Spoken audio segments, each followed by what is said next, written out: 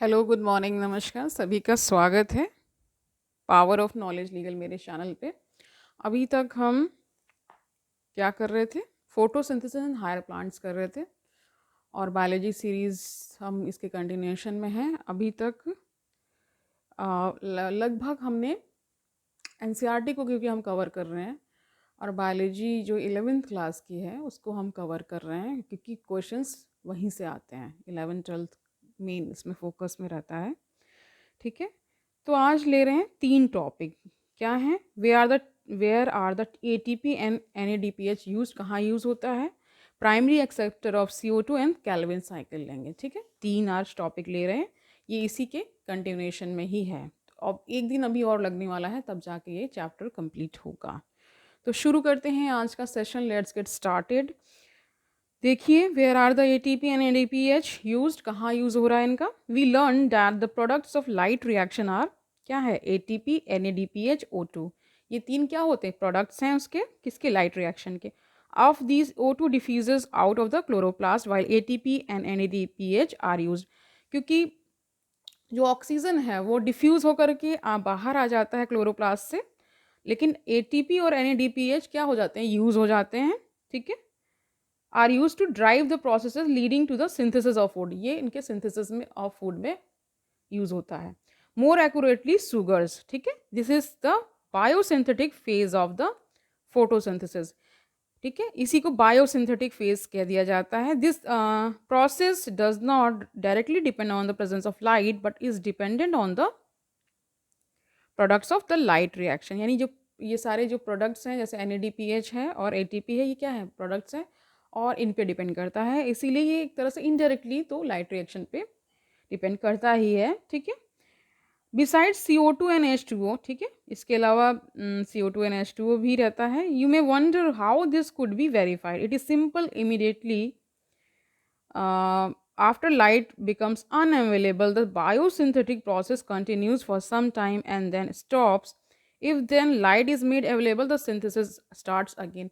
जैसे ही लाइट हटती है तो क्या बायोसिंथेसिस प्रोसेसेस उसमें प्लांट्स में शुरू हो जाते हैं और फिर वो अपना शुगर वगैरह बनाने लगते हैं। ठीक है, और जैसे ही लाइट आती है फिर वैसे ही प्रोसेस स्टार्ट हो जाता है जैसे पहले चल रहा था। ठीक है, यही बताया गया। अब क्या बोल रहे हैं? Can we hence say that the calling the biosynthetic phase as the dark reaction is a misnomer. यानी क्या इसका गलत नाम रख दिया गया है? Misnomer is discuss among themselves। ये अपने आप में डिस्कस कर ये कह रहे हैं। Let us now see how the ATP and NDP and NADPH are used in the biosynthetic phase.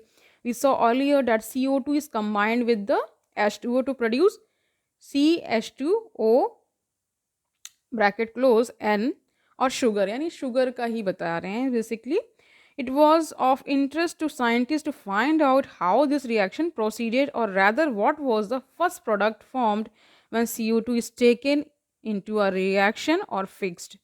Just after World War II, among the several efforts to put radioisotopes to beneficial use, the work of Melvin Calvin is exemplary. The use of radioactive carbon की बात हो रही है ना, by him in algal photosynthesis studies led to the discovery that the first CO2 fixation product was a 3 carbon organic acid. He also contributed to the working out the complete biosynthetic pathway. Hence it is called Calvin cycle. उन्हीं के नाम पे, scientist के नाम पे Calvin cycle, यानी Calvin के नाम पे ही पड़ गया। After him, the first product identified was 3-phosphoglyceric acid, और इन शॉर्ट PGA बोल देते हैं ना इसको शॉर्ट में। अब बता रहे how many carbon items does it have. ठीक है, पूछ रहे हैं question.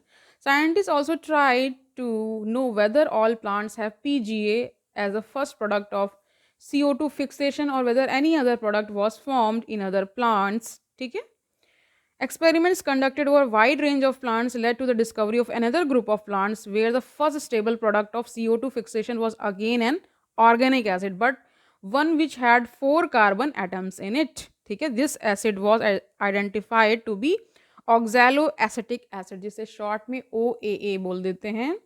Since then CO2 assimilation during photosynthesis was said to be of two main types, those plants in which the first product of CO2 fixation is a CA3 and जिसे क्या बोल दे रहे हैं CA3 एसिड, जिसे short में PGA बोल दे रहे हैं, दैट इज C3 पाथवे बोल दे रहे हैं. And those in which the first product was C4 यानी जिसको बोल दे रहे हैं ऑक्सैलो एसिटिक एसिड को, उसको C4 बोल दे रहे हैं ना, तो इसी को बोल दे रहे हैं C4 pathway. Okay. These two groups of plants showed other associated characteristics that we'll discuss later. A primary acceptor of CO2 देख लीजिए क्या है. Let us now ask ourselves a question that was asked by the scientists who were struggling to understand the dark reaction. जब वो अपनी studies कर रहे थे साइंटिस्ट डार्क रिएक्शन की, तो किस चीज़ से स्ट्रगल कर रहे थे उसके बारे में ये बात कर रहे हैं. How many carbon atoms would a molecule have which after accepting यानी fixing the CO2 would have 3 carbons of PGA. ठीक है. The studies very unexpectedly showed that the acceptor molecule was 5 carbon keto sugar ribulose biophosphate, जिसे short में RUBP भी बोल दे रहे हैं. Did any of you think of this possibility? Do not worry.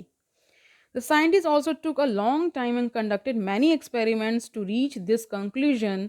They also believed that since the first product was a C3 acid, the primary acceptor will be 2 carbon compound. Then they spent many years trying to identify a 2 carbon compound before they discovered the 5 carbon RUBP. ठीक है, समझ गए. अब आ जाइए Calvin cycle पे आ जाइए. Calvin and his co-workers then worked out the whole pathway and showed that the pathway operated in a cyclic manner. यानी कि जैसे साइकिल चलती है वैसे इसमें चलता रहता है. The RUBP was regenerated. Let us now see how Calvin pathway operates and where the sugar is synthesized. कहाँ पे शुगर बन रही है ये सब जानेंगे. Let us at the outset understand very clearly that Calvin pathway occurs in all photosynthetic plants. यानी जो भी photosynthesis करते हैं वो सारे plants में ये पाया जाता है. ठीक है. It does not matter whether they have C3 or C4, कोई भी pathway हो सकता है. ठीक है. For ease of understanding, the Calvin cycle can be described under the three stages में इसको describe कर दिया गया है. पहला है कार्बोक्सिलेशन, दूसरा है रिडक्शन एंड तीसरा है रीजनरेशन. ठीक है. अब जानिए इसके बारे में. कार्बोक्सिलेशन क्या है. Carboxylation is the fixation of CO2 into a stable organic intermediate. Carboxylation is the most crucial step of the Calvin cycle where CO2 is utilized for the carboxylation of RUBP. RUBP क्या था, समझ में आ रहा है आपको? इसको समझिए अच्छे से. ठीक है. RUBP है आपका राइबुलोज बायोफॉस्फेट. ठीक है. राइबुलोज बिस फॉस्फेट ना, BIS है, या इसको कुछ भी पढ़ लीजिए आपकी सुविधा के अनुसार, क्योंकि उच्चारण कई बार क्या होता है ना, डिपेंड्स ऑन की आप कैसे वातावरण में रह रहे हैं, तो इस पर भी डिपेंड करता है. जितने ज़्यादा लोग उसको उच्चारित करने लगते हैं वही उसका उच्चारण बन जाता है. कई बार ऐसा भी देखा गया है. अब देखिए हम कहाँ थे. कह रहे कि carboxylation is the most crucial step of the Calvin cycle where CO2 is utilized for the carboxylation of RUBP. This reaction is catalyzed by the enzyme RUBP carboxylase, which results in the formation of two molecules of 3-PGA. Since the enzyme has also has an oxygenation activity, it will be more correct to call it RUBP carboxylase oxygenase और RUBISCO. ठीक है. अब देखिए reduction देख लीजिए क्या है. There are a series of reaction that led to the formation of glucose. The steps involve utilization of 2 molecules of ATP for phosphorylation and 2 of NADPH for reduction per CO2 molecule fixed.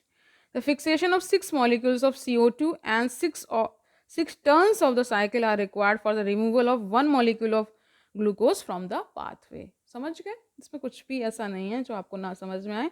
तीसरा stage है regeneration. Regeneration क्या है. Regeneration of the CO2 acceptor molecule RUBP is crucial if the cycle is to continue uninterrupted.